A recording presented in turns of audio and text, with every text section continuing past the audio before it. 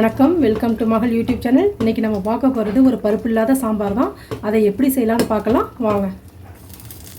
இன்றைக்கி பருப்பு இல்லாத சாம்பார் வைக்கிறதுக்கு நம்ம ஒரு வல்லாரி, கொஞ்சம் பூண்டு, ஒரு 3 பச்சை மிளகாய், 3 தக்காளி நறுக்கி எடுத்துருக்கேன். சரிங்களா?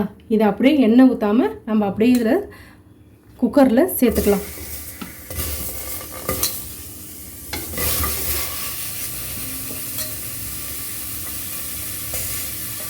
சேர்த்துட்டு இதில் நம்ம தேவையான அளவு தண்ணி சேர்த்துக்கலாம்.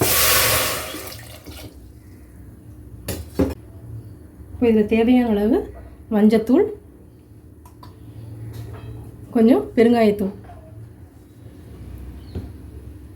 இது நல்லா சேர்த்துட்டு இப்போ தண்ணி கொதிக்கும் பொழுது நம்ம ஒரு குக்கர் போட்டு ஒரு 3 விசில் விட்டுடலாம்.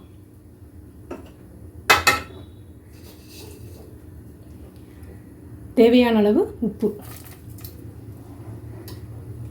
இப்போது எல்லாமே சேர்ந்து நல்லா நல்லா கொதிச்சு வருது. சரிங்களா? இதில் நம்ம பருப்புலாம் எதுவும் சேர்க்க போகிறதில்ல. இது வெறுமனையாக வெங்காயம், தக்காளி, கொஞ்சம் பூண்டு, பச்சை மிளகா இதை மட்டும் நல்லா போட்டு இப்போ நல்லா கொதி வருது. இதை நம்ம மூடி வச்சு ஒரு 3 விசில் வர வரைக்கும் நம்ம கொஞ்சம் வெயிட் பண்ணணும்.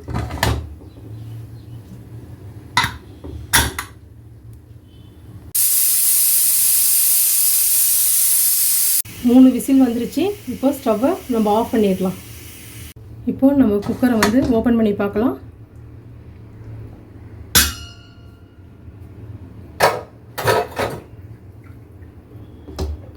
இப்போ வெங்காயம் தக்காளி நல்லா வெந்துருச்சு. இந்த தண்ணியை மட்டும் நம்ம இருத்துக்கலாம் ஒரு பாத்திரத்தில்.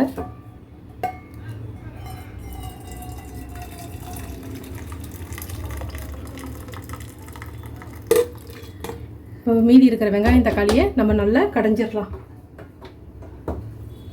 மத்து இருந்தால் மத்து வச்சு கடைஞ்சிருங்க, இல்லைன்னா ஒரு ஸ்மாஷ் பண்ணுறது இருந்தால் அதை வச்சு நல்லா மசிச்சு விட்டுருங்க.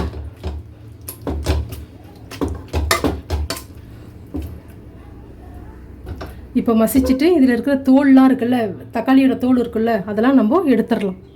சரிங்களா? இது மாதிரி எல்லாத்தையும் எடுத்துருங்க. ஏன்னா அதில் உங்களுக்கு திப்பி திப்பியாக தோல் நிற்காது. அதனால் அந்த தோலை நம்ம எடுத்துடலாம். இப்போது தக்காளியில் இருக்கிற தோலெல்லாம் இது மாதிரி நம்ம மேலே இருக்கிற தோலை எடுத்துடணும். இப்போ இந்த சாம்பாரை தாளிக்கிறதுக்கு நம்ம ஒரு பேன் வச்சுருக்கோம். ஸ்டவ் ஆன் பண்ணியாச்சு.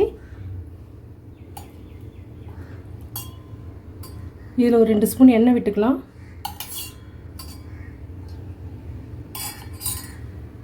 எண்ணெய் சூடாயிடுச்சு.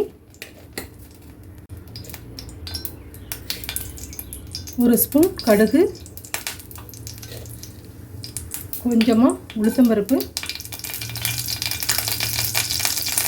கொஞ்சமாக வெந்தயம், ரொம்ப போட்டால் கசக்கும், வெந்தயம் போட்டால் கொஞ்சம் சீரகம்.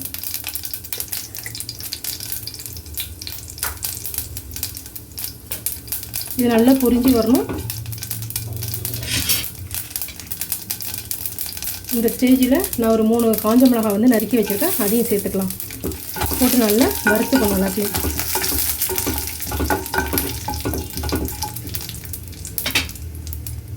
இப்போ இதில் கொஞ்சமாக பெருங்காயத்தூள் விட்டுட்டு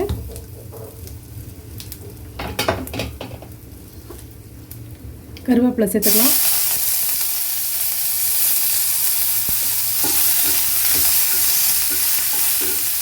நெக்ஸ்ட்டு ஒரு வெங்காயம் சின்ன வெங்காயம் நறுக்கி வச்சுருக்கேன்.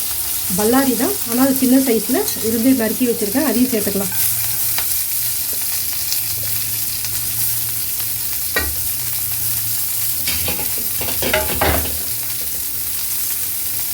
அதுக்கு தேவையான அளவு உப்பு சேர்த்துக்கலாம். சேர்த்து நல்லா எல்லாத்தையும் வதக்கி விடுங்க.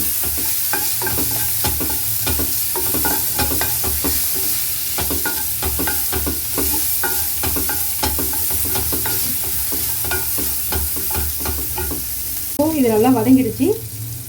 இதில் காரத்துக்கு ஏற்ப நம்ம மிளகாத்தூள் சேர்த்துக்கலாம். குழம்பு மிளகாத்தூள் தான்.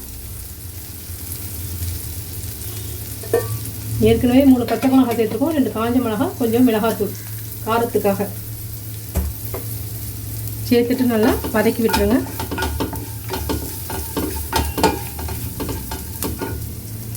இப்போது இதில் இந்த நம்ம கடைஞ்சி வச்சுருக்கோம்ல இந்த தக்காளியை சேர்த்துக்கலாம். சேர்த்துட்டு நல்லா கிளறி விட்டுருங்க.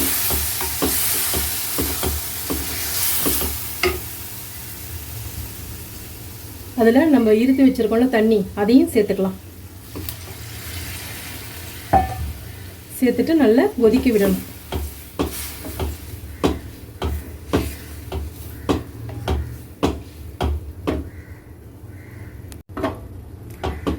இப்போது உப்புலாம் வந்துட்டு கரெக்டாக இருக்கான்னு பார்த்துங்க. கொஞ்சம் தண்ணி வேணாலும் நம்ம ஆட் பண்ணிக்கலாம்.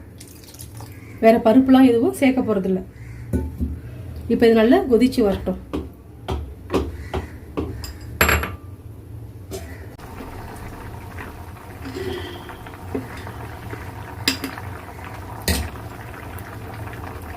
இப்போது நல்லா கொதிச்சு வருது.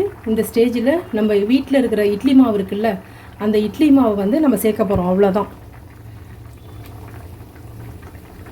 இதில் வேறு ஒன்றும் கிடையாது.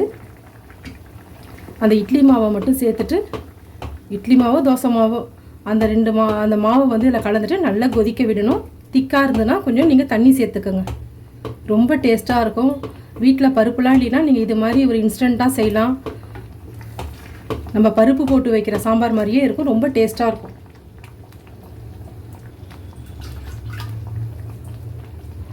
இதிலே கொஞ்சமாக தண்ணி கலந்து சேர்த்துக்கலாம்.